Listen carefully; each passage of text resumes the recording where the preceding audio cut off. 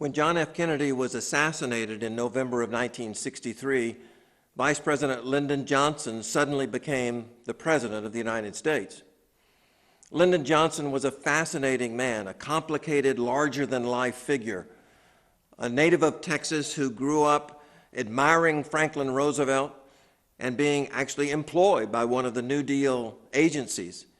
He was committed to New Deal democratic liberalism during his career in the United States Senate during the 1950s and early 1960s, when he was a dominant figure in the Senate.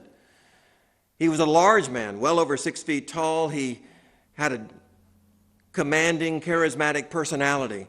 He wanted to do two things in the aftermath of the tragic assassination of John Kennedy. He wanted to help relieve the nation's mourning and revive American ideals and energy and enthusiasm. And he also wanted to create a great presidency, like that of Franklin Roosevelt, his hero.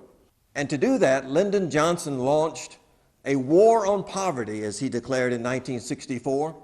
For all of the much celebrated American prosperity of the 1950s and early 1960s, it had become apparent that a significant number of Americans, what came to be called the underclass of Americans, were not enjoying that prosperity.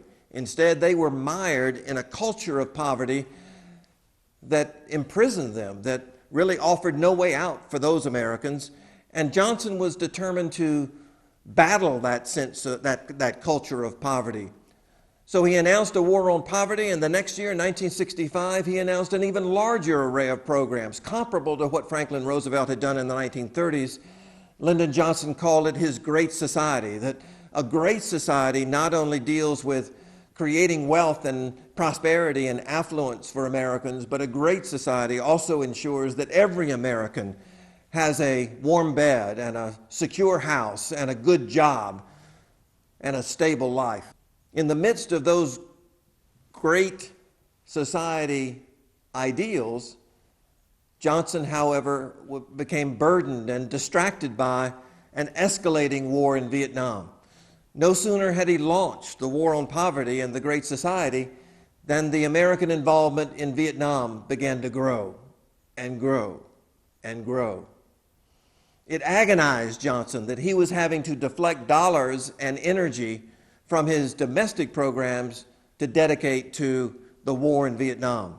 But he felt he had no choice. By 1968, he was so frustrated that he said, "We can't win this war and we can't get out of this war." In some respects, it was a tragic situation.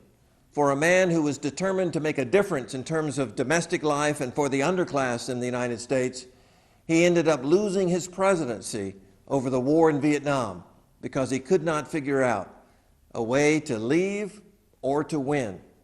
He lost both the war on poverty and the war in Vietnam, and in the process, lost a presidency.